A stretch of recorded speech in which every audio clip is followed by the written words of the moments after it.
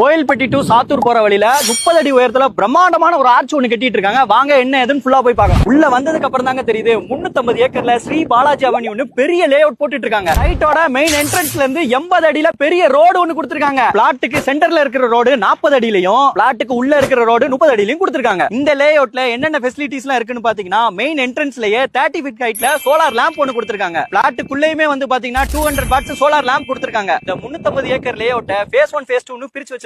அது போக லேண்டுக்கான ரெஜிஸ்ட்ரேஷனும் ஸ்டார்ட் பண்ணிட்டாங்க. ஆல்ரெடி இங்க 15 வீடு கட்டிட்டு இருக்காங்க. அதுல 4 வீடு சேல்ஸும் ஆயிருச்சு. அது மட்டும் இல்லாம இந்த லேஅவுட்ல 24x7 15 செக்யூரிட்டிஸ் எப்பவுமே இருப்பாங்க. சோ சேஃப்டிக்கு ப்ராப்ளமே இல்ல. இவ்வளவு ஃபெசிலிட்டிஸ் பண்ணிருக்காங்களே, இது கேட்டட் கம்யூனிட்டி சைட் தானே யோசிக்கிறீங்க?